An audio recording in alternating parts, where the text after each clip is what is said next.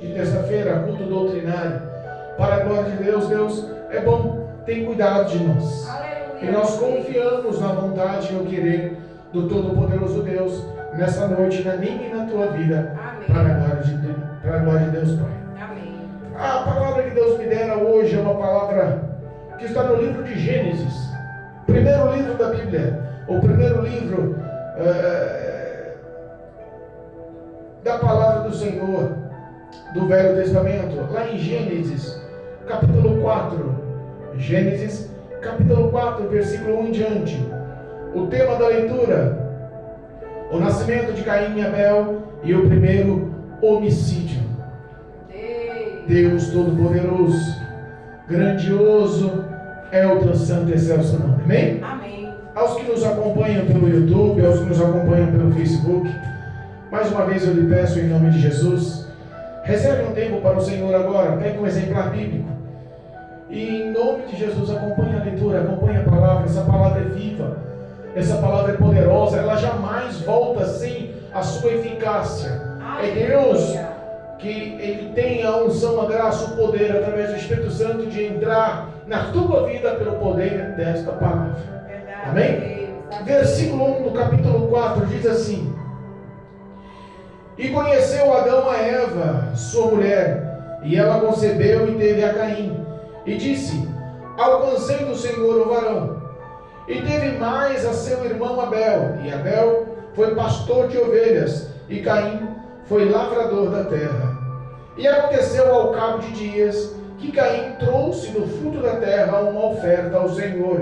E Abel também trouxe dos primogênitos das suas ovelhas e da sua gordura. E atentou o Senhor para Abel e para a sua oferta, mas para Caim e para a sua oferta não atentou. E irou-se Caim fortemente, e decaiu-lhe o seu semblante. E o Senhor disse a Caim: por que atirastes? E por que decaístes o teu semblante? Se bem fizeres, não haverá aceitação para ti, e se não fizeres bem, o pecado jaz à porta, e para ti será o seu desejo, e sobre ele dominarás. E falou Caim com seu irmão Abel, e sucedeu que, estando eles no campo, se levantou Caim contra o seu irmão Abel e o matou. E disse o Senhor a Caim: onde está Abel, teu irmão? E ele disse: não sei, sou eu o guardador do meu irmão? E disse Deus: que fizestes? A voz do sangue do teu irmão clama a mim desta terra. E agora maldito és tu desta terra, desde a terra, que abriu a sua boca para receber da tua mão o sangue do teu irmão. Quando lavrares a terra, não te dará mais a sua força. Fugitivo e errante serás entre a terra. Então disse Caim ao Senhor: é maior a minha maldade do que eu possa ser perdoado, que possa ser perdoado.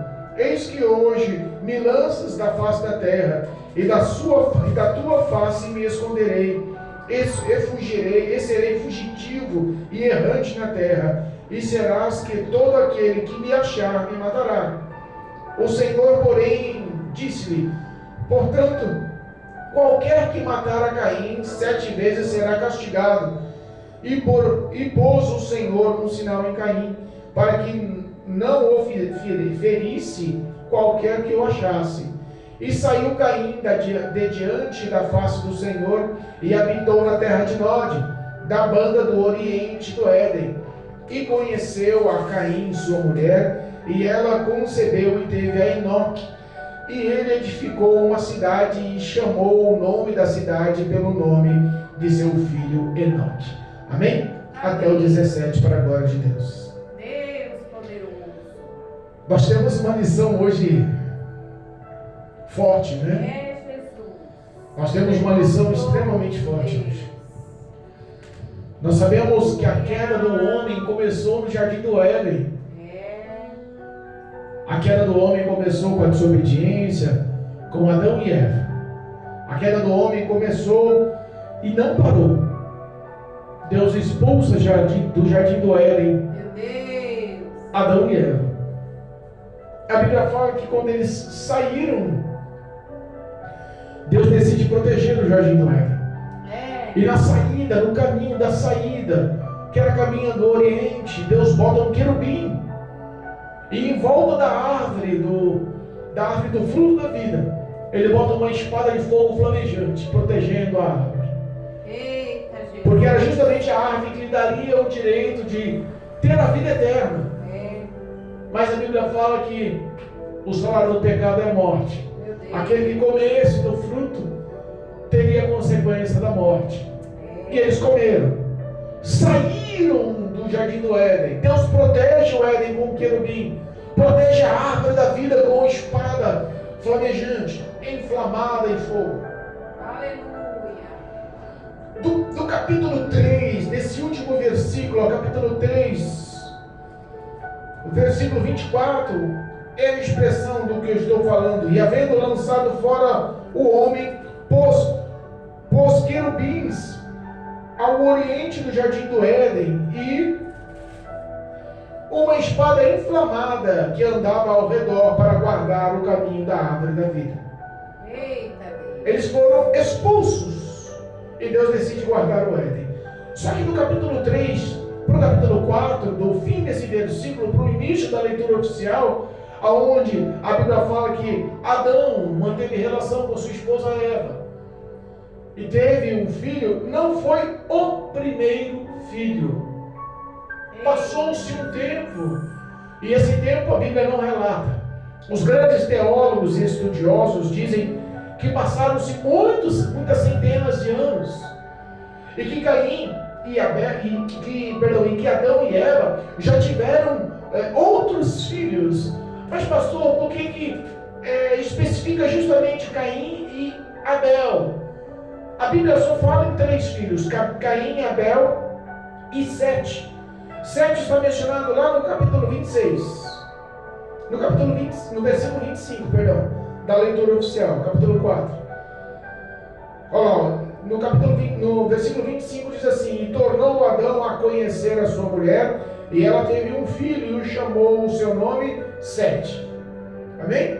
Amém. Então nós sabemos que a Bíblia fala sobre 3 filhos, mas o prazo da saída do Éden para a concepção do primeiro filho expresso pela Bíblia, Caim, na sequência Abel, e depois no versículo 25 fala sobre Sete, houve um prazo. O tempo a Bíblia não fala, mas esse prazo é longo. E nesse intermédio Adão e Eva tiveram muitos filhos. Muitos filhos. Alguns estudiosos dizem que tiveram para mais de 100 filhos. A estatística diz que é de 14 a 140 filhos. Então passou-se muitas centenas de anos, muito tempo. Mas por que mencionou Caim e Abel? Porque foi daí que iniciou, depois de centenas de anos, afastados do jardim do Éden, centenas de anos, vivendo uma vida obscura, curtindo o pecado, a consequência do pecado da desobediência. Meu Deus. Começou o início da propagação da morte. Começou o início da propagação do que Deus já tinha prescrito lá no Éden. O salário do pecado é a morte. A desobediência, comer o fruto da árvore, lhe traria a consequência da morte. Eita, Deus. A Bíblia fala que Adão teve Caim. E Caim se tornou lavrador ou cultivador da terra. Ele passou a plantar frutas, legumes, etc. A ganhar a sobrevivência da sua vida através da lavoura, do cultivo da terra. E também a Bíblia fala que Adão e Eva tiveram mais um filho e puseram o nome dele de Abel. Mas Abel era diferente, não quis seguir a profissão do irmão, não quis seguir essa mesma perspectiva. Ele se tornou um pastor de ovelhas. Aleluia. O primeiro a oferecer, um lavrador da terra, um que mexia na lavoura, na cultivação da terra, e outro pastor de ovelhas. Mas o primeiro, entre eles, começou a oferecer. No mínimo já conhecia a história do pai, no mínimo já conhecia os contos da mãe, No mínimo, eles entendiam o que era o que eles estavam vivendo, suando para obter o sustento. E eles queriam manter relacionamento. Então, a Bíblia fala que Caim, ele oferece o primeiro sacrifício de holocausto. Mas essa oferta, esse sacrifício de holocausto, não foi uma coisa assim aceitável. Repara que se nós pegarmos a verdade desse sacrifício, não foi uma coisa. Se você pegar o versículo 3, diz assim: e aconteceu que, ao cabo de dias, que Caim trouxe o fruto da terra, uma oferta ao Senhor. Houve um tempo, ele no mínimo colheu o fruto, mas o coração dele não estava devoto em fazer o que era melhor, e deixou o fruto colhido, no mínimo armazenado, guardado, e depois ele se lembrou: vou oferecer uma oferta ao Senhor, e pegou daquele fruto.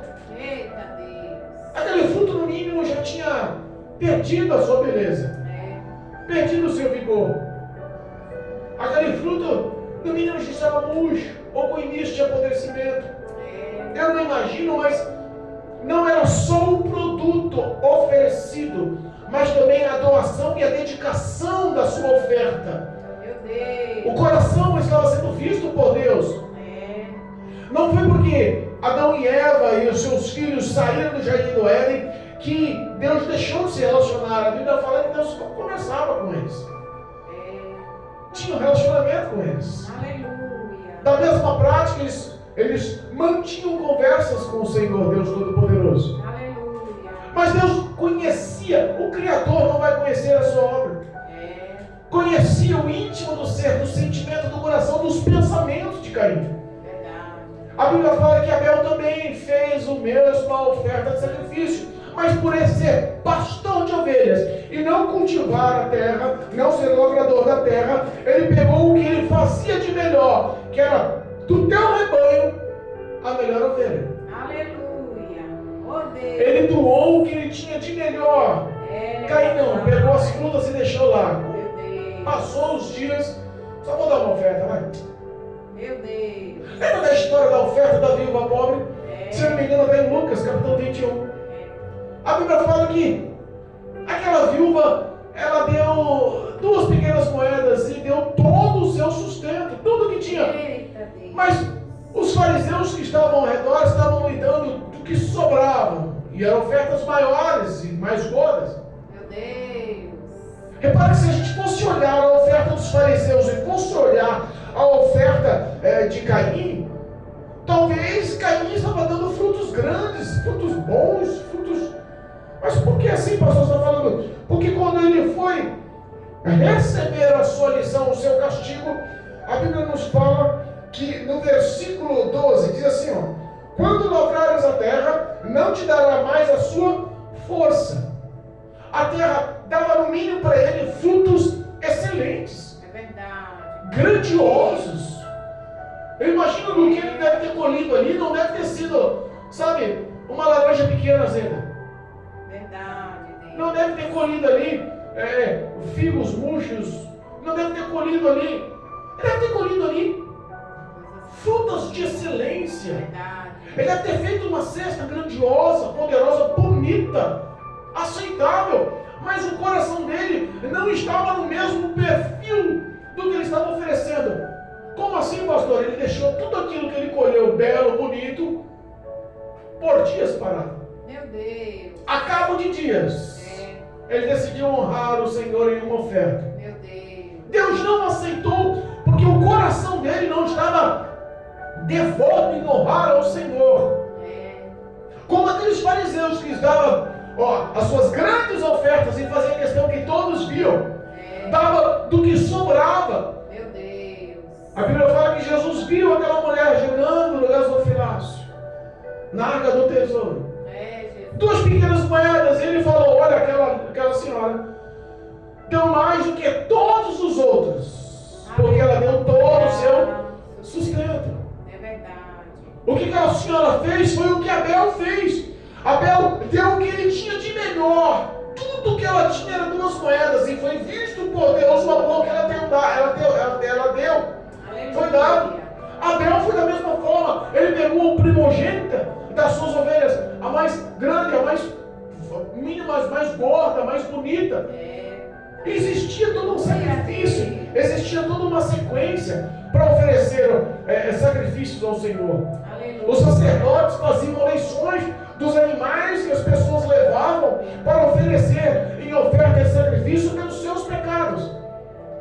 Não poderia ter efeito físico, não poderia ser manchado, não poderia ter nenhum tipo de situação desfavorável. Passava por uma avaliação para ser aceitável. Aleluia.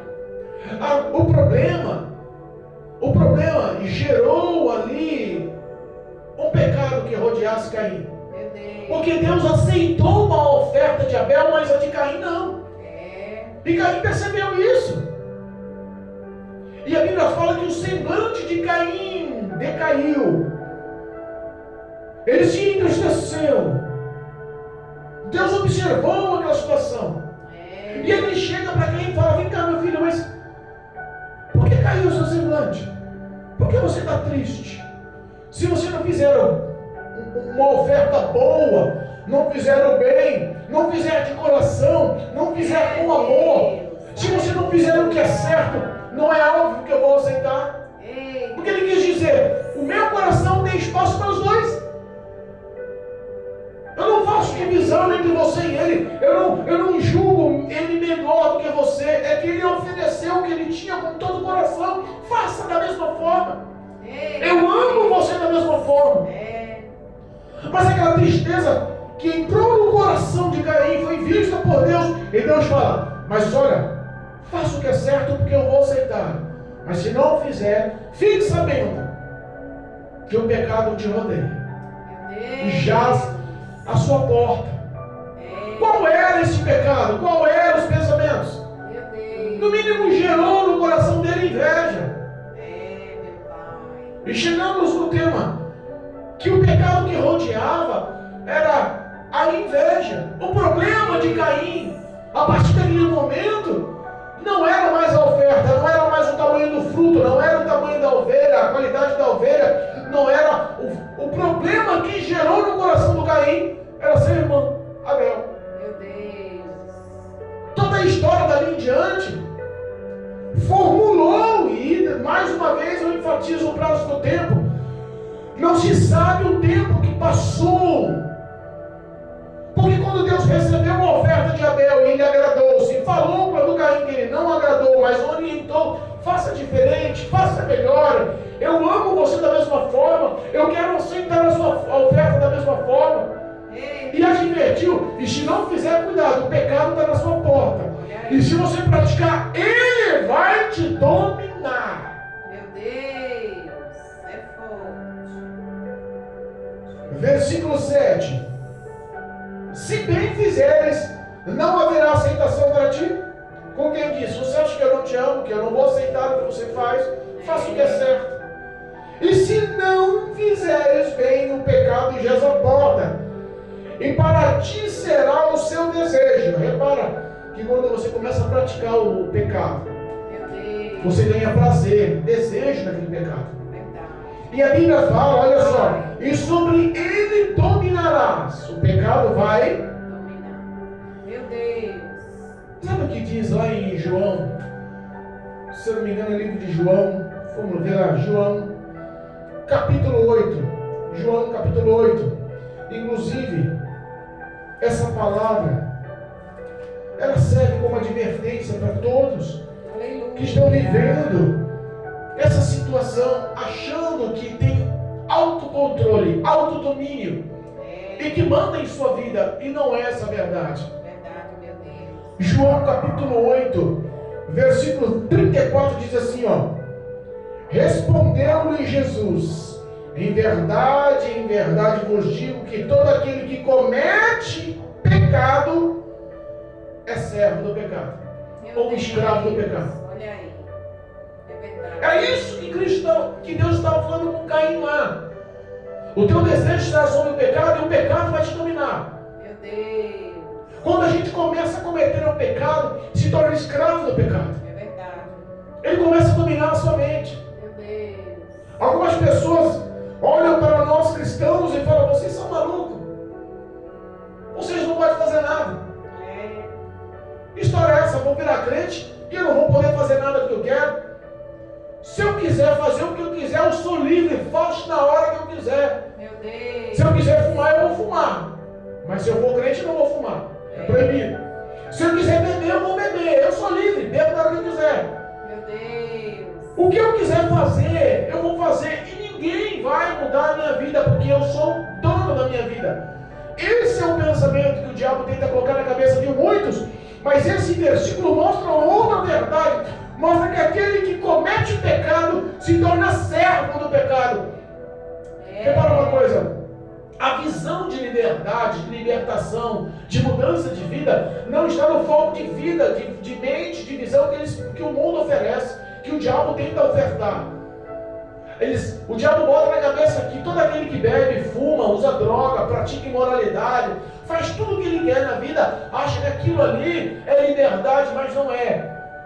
Liberdade é você querer fazer e não ser dominado por aquilo, e não fazer. Verdade. Se você chegar para um bêbado, um alcoólatra, um homem que bebe todos os dias, fala para ele: para hoje. Ele não consegue.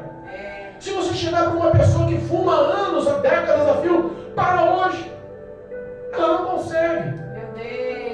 O álcool vai entrar na corrente sanguínea, vai entrar na mentalidade, a substância, a nicotina do cigarro vai entrar na corrente sanguínea, vai dominar a mente dele.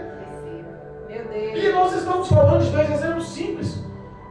Mas a imoralidade sexual, a lascívia, a prostituição, tudo o que refere-se a pecado, acaba dominando a mente do homem, acaba dominando as ações do homem. Tem uma hora que o homem se entrega de um tal jeito que ele já começa a cometer o pecado com avidez, aquilo se torna iniquidade, ele já perde o controle.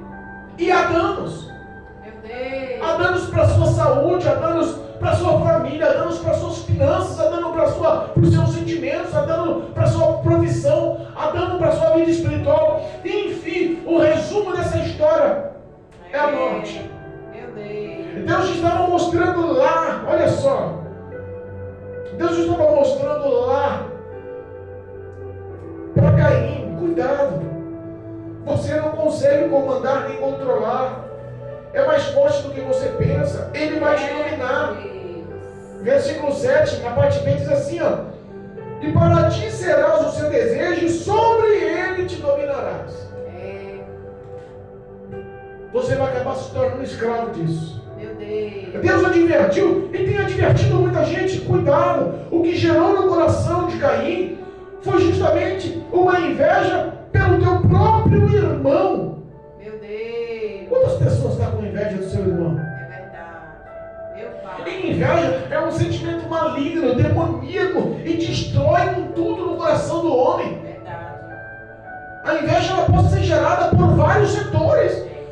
Você não precisa, para ser invejado, ter dinheiro. Muitos ricos são invejados, mas quantas pessoas pobres estão sendo invejadas? Olha como a inveja ela atua em todos os lados. É verdade. Eu não preciso ter bens, eu não preciso ser inteligente, eu não preciso ter habilidades, eu não preciso ser bonito. De uma forma ou de outra, se a inveja surge, ela acaba destruindo o invejoso. Meu Pai. É forte. É uma ação maligna que domina nos dias atuais. Quantas pessoas querem puxar um tapete do outro no trabalho pela inveja? Acabou de chegar, já está mandando, já foi promovido, já recebeu um aumento. Eu estou aqui há quanto tempo, ninguém me reconhece. Meu Deus, é assim mesmo. Meu Pai. Quantas pessoas olham e falam assim: ah, mas o que aquela mulher tem? Aquela mulher não tem nada. Mas tem um monte de gente paparicando, é cheia de amigos. O que essa mulher faz? No mínimo deve ser promíscua. As palavras começam a surgir. Meu Deus. E lá em Tiago, nós lembramos que a língua ela é como um pequeno leme de um grande navio.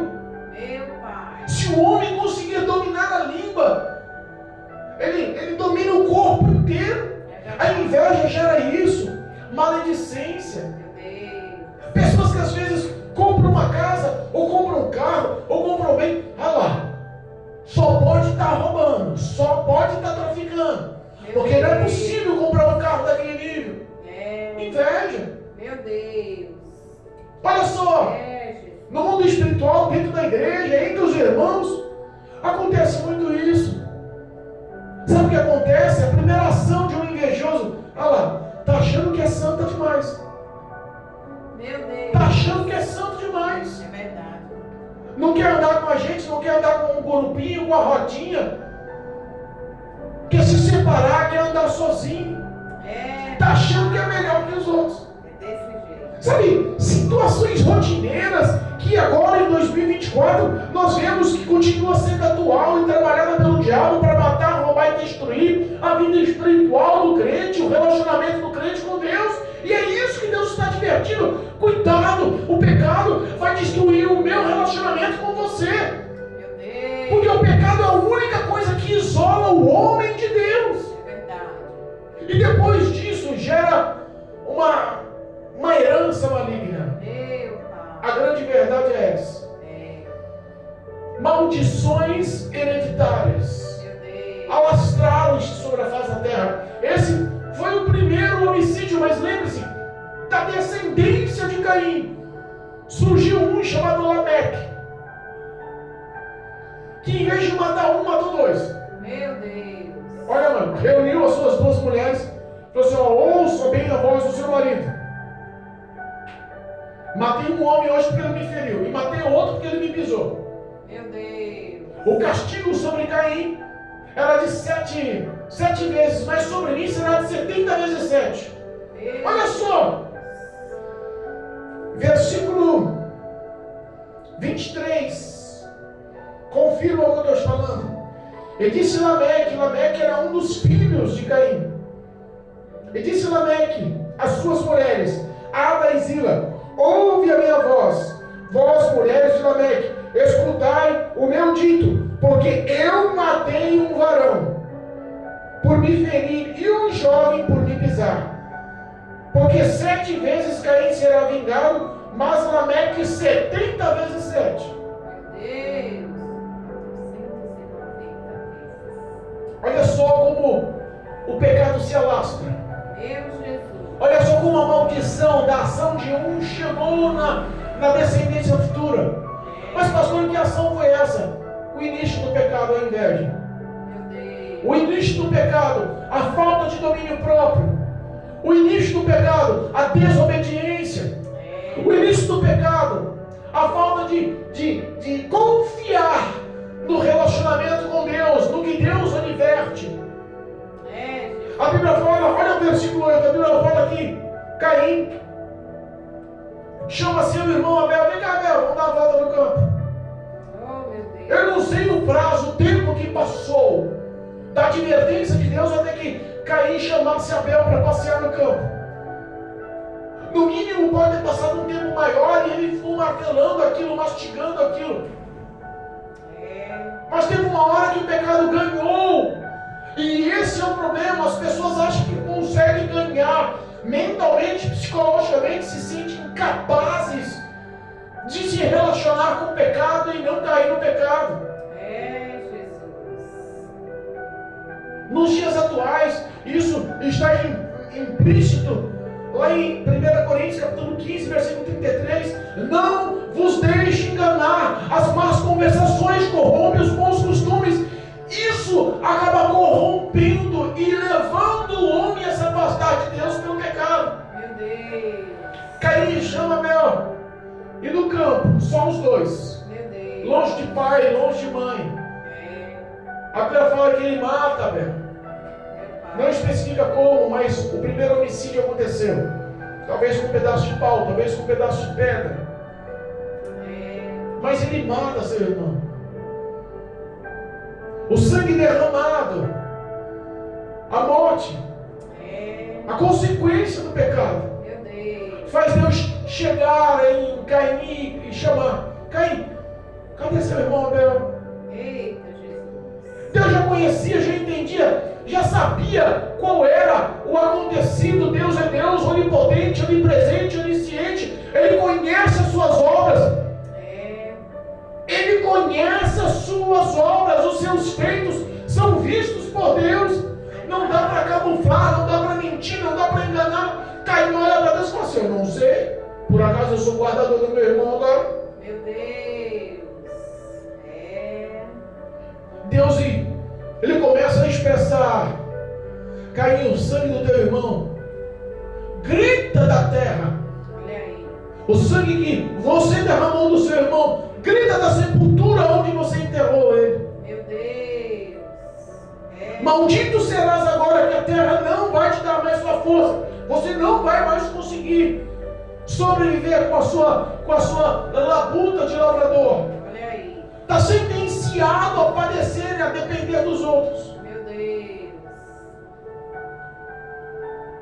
Você sairá agora da minha presença e viverá e passará a vida errante sobre a face da terra, de um lado para o outro, Meu Deus. sem eira nem beira. Olha aí. Perdeu a presença, perdeu a graça. Entenda uma coisa: se houvesse ali arrependimento, sabe que o segredo de relacionamento com Deus, o segredo de um relacionamento com Cristo Jesus é arrependimento. Pastor, mas o pecado de assassinato é extremamente grave. Mas Deus tem o poder de perdoar pecados. É verdade. Entenda uma coisa: a consequência do pecado você paga, não tem jeito. É além da semeadura que você planta, colhe. Deus não vai cortar isso por quem te ama. Ele vai perdoar o seu pecado e vai, perdoando o seu pecado, estar contigo em todas as fases da sua vida. Mas a consequência desse pecado você vai ter que pagar. Ele não vai se contradizer em sua palavra só para agradar você. Ele chega para Caim e fala: Caim, agora você se tornou um homem amaldiçoado, maldito. Meu Deus. Oh, Jesus. Papai. Maldito. Meu Deus, é forte. Versículo 11: e agora maldito és tu desde a terra, Olha aí. que abriu a boca para receber da tua mão o sangue do teu irmão. Meu Jesus, é forte. Você pode querer mentir para os outros, para mim não. Lembra de Apocalipse? Eis que eu conheço as tuas obras. Na mão de Deus. O seu pecado está sendo visto, e o que Deus espera de você não é o exemplo dado por Caim, mas é o exemplo dado de arrependimento. Por exemplo, de Davi. Aleluia. Davi pecou, armou e estimulou um homicídio, adulterou e pegou a mulher de um homem, foi desmascarado pelo profeta Natan. E quando ele foi desmascarado pelo profeta Natan, a ação dele na hora foi: pequei contra Deus. Eita Jesus. Ele poderia se lamentar: rapaz, eu lamento pelo Eteu lá que era marido de Betseba, mas olha, agora já foi, rapaz, a mulher é bonita demais, estou aí. Ele poderia se lamentar, como Caim se lamentou, quando Deus o falou da consequência que ele viveria antes sobre a face da terra, que ele não teria mais a força da terra, dos frutos da força do seu braço para o sustento para a vida. A terra não lhe daria mais a sua força dos seus bens, dos seus produtos, dos seus alimentos. Ele olha e fala: Senhor, é dura demais essa pena para mim. Meu Deus. Ele ficou com medo, mas ele não se arrependeu da morte do irmão. Meu Deus. Ele ficou com medo, mas a inveja ficou dentro do coração dele. Ele ficou com medo do que Deus o sentenciou, mas dentro do coração dele tinha o prazer da vingança. Meu Deus. Ele ficou com medo, mas não houve uma transformação através do arrependimento, e Deus viu aquilo. Olha aí. Ele diz aqui, ó. Então, versículo 13: então Caim disse ao Senhor: é maior a minha maldade do que eu possa ser perdoado. Meu Deus. Eis que hoje me lanças da face da terra, e da tua face me esconderei, e serei fugitivo errante, e será que todo aquele que me achar me matará. Tradução: vou sair debaixo da sua proteção, Deus. Olha aí. Vou perder o relacionamento com o Senhor. Vou viver errante para baixo e para cima. E eu já não tenho mais a força da terra para o meu sustento, e a partir de agora, todos que me acharem podem me matar. Meu Deus. Sabe que todo cristão, todo homem de Deus, toda mulher de Deus, que está passando prova, dificuldade, e às vezes para e começa a refletir e fala: não aguento mais, eu vou desistir, vou olhar para trás, vou voltar para o mundo que eu era, vou voltar para o homem que eu era, vou voltar para o homem passado, vou voltar para as minhas ações passadas. Esse negócio de ser crente é difícil demais, eu não aguento tanta aprovação, tanta dificuldades, não dá. Quer saber uma coisa? Eu vou desistir. Meu Deus. Poderia analisar as palavras que Caim está falando aqui. Eu vou perder a tua proteção. Meu Deus. Eu vou perder a intimidade que eu tenho com o Senhor. É verdade. Eu vou perder a tua graça, eu vou perder o teu favor, eu vou perder diariamente pelo resto da minha vida o meu relacionamento. Eu vou me esconder. O meu pecado vai fazer eu me isolar do Senhor. A partir de agora eu estou sozinho, sem era nem beira sobre a face da terra. Meu Deus. E qualquer um que me achar, eu imagino que no mundo espiritual, quantos demônios não estão esperando a oportunidade para atacar e matar a vida desse crente que decide parar. Meu Deus. Nos dias atuais, a vida desse crente que desiste da jornada, daquele que põe a mão parado e se torna difícil em alguns momentos, mas a Bíblia nos ensina que não seria um mar de flores, teríamos aflições, mas nos prometeu que estaria conosco em todos os tempos. Cristo Jesus é aquele que nos dá vitória em todas as dificuldades. É verdade. Mas aquele que põe a mão parada e decide parar e olhar para trás, a Bíblia fala que o Senhor não tem prazer nele, que a alma do Senhor não tem prazer nele. Meu Deus, é forte. Eu fico imaginando os demônios ao teu redor, como diz lá em 1 Pedro: o inimigo de vossa alma está ao teu redor. É verdade. Meu Deus. Eu imagino se ele tiver a oportunidade, se os anjos do Senhor que estão ao redor, protegendo, guardando, saem pela autorização de Deus, abandonem ele. Eu rejeitei ele, eu não quero mais ele. A partir de agora ele fica sozinho sobre a face da terra. A partir de agora ele está à mercê do que os demônios podem querer fazer com ele. Não vou guardar, não vou proteger. Eu renuncio, eu nego ele mais. Não quero mais saber dele. O que os demônios não fariam hoje para uma pessoa que decide voltar atrás? O medo dele é real. Qualquer um que me achar a partir de agora pelo meio do caminho vai me matar. Meu Deus. Mas repare que Deus é compassivo. A benignidade de Deus nos... Quantas pessoas que estão afastadas do caminho do Senhor hoje, mesmo assim Deus continua guardando e protegendo. Verdade. Aleluia. Quantas pessoas que já eram para as portas e Deus está esperando o arrependimento, está esperando o relacionamento, porque hoje temos o sangue de Jesus Cristo vertido na cruz do Calvário, que nos dá aliança novamente com Deus, que nos dá comunhão novamente com Deus, que pagou o preço por meus pecados na cruz do Calvário, para que possamos estar novamente na face do Senhor. Aleluia, meu Deus. Da mesma forma, Deus olha para Caim e fala: olha só, versículo 15: o Senhor, porém, disse-lhe: portanto, qualquer que matar a Caim 7 vezes será castigado. Meu Deus. Se o castigo de Caim já foi duro para ele, imagina 7 vezes mais. Olha aí. E pôs o Senhor um sinal em Caim, para que não o ferisse qualquer que o achasse. Eita Deus. Deus selou ele, mostrou que ele estava sendo ainda protegido por Deus. Aleluia, meu Pai. Você tem o selo da salvação ainda? Eita, Você Jesus. tem o selo da marca ainda? Tem ainda a cobertura do sangue do Cordeiro? Aleluia. Tem ainda relacionamento em oração? Você ainda tem fé no coração? Ainda é guardado o temor no teu coração? E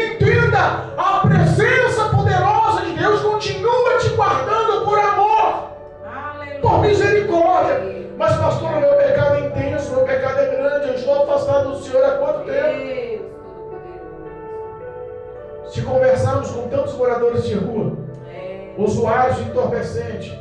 Como disse na última pregação, se andarmos na Cracolândia, ali no lado do bairro da Santa Efigênia, no centro velho ali, quantos ex-cristãos estão ali? Ex-diáconos, ex-diaconisas, ex-missionários, ex-missionárias, ex-pastores. Quantos ex estão ali que a gente olha e fala, rapaz, a sua vida está destruída e não morre. O diabo está prontinho para matar, mas hoje não há nenhum tipo de ação sobre a vida do homem, sobre a vida daquele que Deus guarda, protege, sem nenhum tipo de maldade, nenhum tipo de ação maligna, sem que Deus não permita. Deus continua amando e protegendo.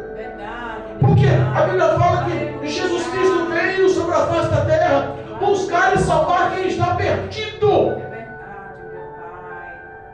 Veio buscar e salvar quem está perdido. O que está doente. Existe sim a casa do Pai como hospital espiritual. Aleluia. Aquele que está perdido, existe sim caminho, luz da palavra para você se acertar, para você se encontrar com Deus novamente. Deus protege. E Caim, sem esse arrependimento, sem esse pensamento de falar, ele poderia ter falado: Senhor, eu sei que eu pequei, eu sei que eu matei meu irmão, e olha, é horrível o que eu fiz. Mas não é só o medo que me domina, também é o arrependimento. Ele era meu irmão, feito pelo Senhor, filho do meu pai e da minha mãe. Eu tinha apreço, carinho por ele, e eu me arrependo do que fiz, me perdoa. Poderia ter clamado. Sabe o que acontece? Deus falava diretamente com ele. Não existia nenhum tipo de intermediário. Com o passar do tempo, o pecado foi se tornando tão grande, tão grande. As maldições hereditárias se tornaram tão constantes. O pecado se alastrou, o diabo conseguiu manipular e dominar a vida de tantas e tantas pessoas sobre a face da terra, que Deus parou de falar com o homem da forma que falava com Caim e com Abel, da forma que falava com os antigos. Mas ele tinha a oportunidade de olhar face a face na presença de Deus e falar: Senhor, me perdoa. Eu me arrependo. Quantas pessoas estão brincando com o pecado? Meu Deus. É como o homem brincar de dar pulos de malabarismo na beira de um penhasco, dizendo que ele está com toda a segurança e com todo o controle, que jamais ele cairá. Meu Deus. Pessoas brincando com o pecado, achando que o pecado jamais o dominará. Meu Deus. Arrependimento. Não foi essa a história de Caim. A Bíblia fala que ele saiu. Olha só, versículo 16: e saiu Caim de diante da face do Senhor. Cuidado para não sair diante da face do Senhor.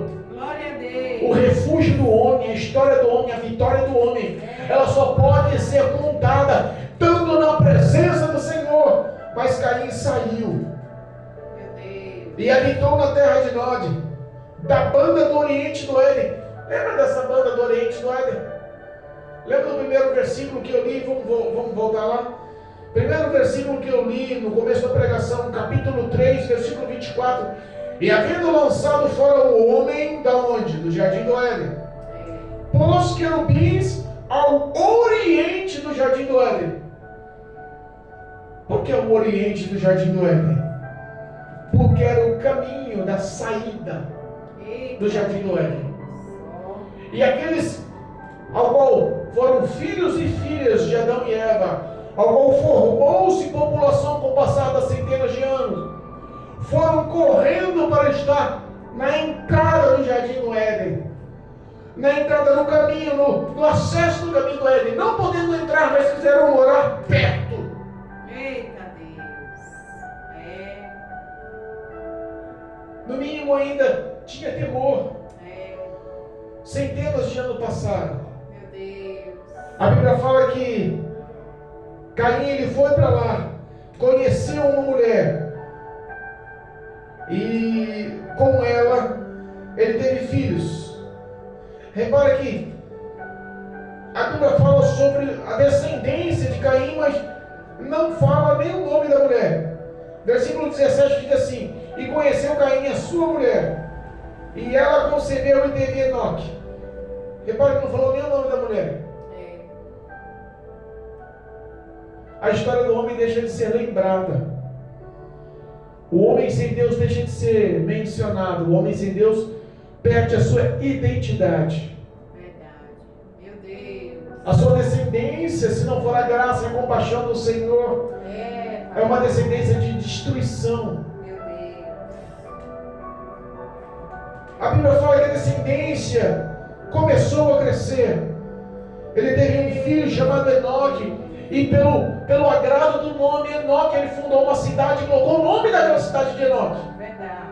E Enoque teve filhos. E um dos filhos de Enoque gerou Lameque. E Lameque foi o primeiro, depois de Caim, que deu o prosseguimento aos homicídios. Meu Deus. Mas ainda existe uma luz no fim do túnel. E eu quero que, encerrando o último versículo, já deu o horário, e eu quero que vocês entendam, essa luz no fim do túnel ainda brilha nos seus caminhos. É a palavra poderosa de Deus, é a presença do Espírito Santo. A ação de fé da sua vida ainda pode mudar o seu destino.